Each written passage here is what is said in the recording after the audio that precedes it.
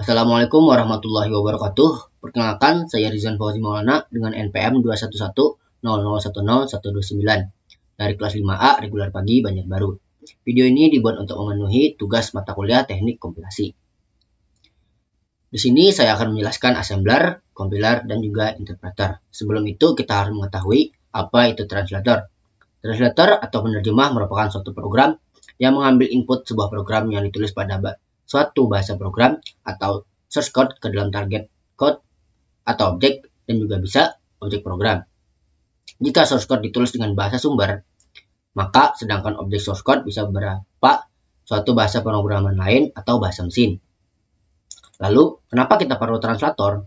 Yang pertama, alasannya adalah masalah bahasa. Mesin dalam hal artian komputer memiliki bahasa yang sulit dimengerti oleh manusia. Sedangkan bahasa manusia itu kompleks, tentu sulit dimengerti oleh mesin. Salah satu kekomplekannya yaitu adalah masalah ambiguitas. Kata atau kalimat bisa memiliki arti yang berbeda tergantung konteksnya. Bahasa mesin adalah bentuk bahasa terendah yang berhubungan langsung dengan bagian-bagian komputer seperti bits, register, dan sangat primitif. Jawaban atas pertanyaan ini akan membingungkan bagi programmer yang membuat program dengan bahasa mesin. Bahasa mesin tidak lebih dari 0 dan 1.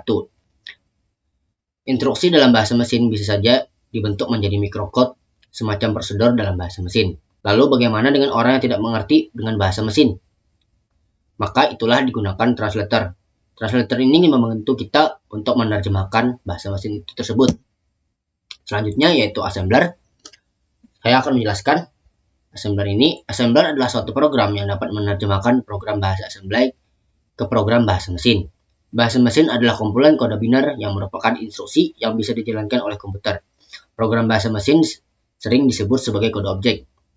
Di sini source code atau bahasa assembly, kemudian kita menggunakan assembler, lalu dia akan menjadi objek code atau bahasa mesin. Selanjutnya yaitu ada compiler. Compiler pemroses bahasa yang membaca program sumber lengkap yang ditulis dalam bahasa tingkat tinggi secara sekaligus dan keseluruhan dalam menerjemahkan ke dalam program setara dalam bahasa mesin. Hal ini disebut dengan compiler. Contohnya adalah bahasa Pascal dan bahasa C. Dalam compiler, source code berhasil diterjemahkan ke kode objek jika bebas dari kesalahan. Compiler akan memberitahu kesalahan di akhir kompilasi dengan nomor baris ketika ada kesalahan dalam source code. Kesalahan harus dihilangkan sebelum compiler berhasil mengkompilasi ulang source code lagi, sehingga program objek dapat dieksekusi beberapa kali tanpa harus menerjemahkannya lagi. Selanjutnya yaitu ada interpreter. Interpreter adalah perangkat lunak yang mampu mengeksekusi kode program atau source code yang ditulis oleh programmer, lalu menerjemahkan ke dalam bahasa mesin, sehingga mesin melakukan instruksi yang diminta oleh programmer tersebut.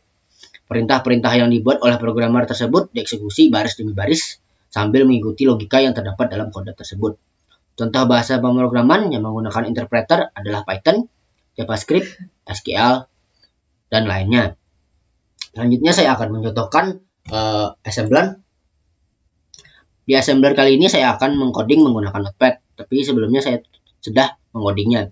Kemudian saya simpan dengan ekstensi file berformat .asm, kemudian saya jalankan menggunakan DOSBox atau Turbo Assembler.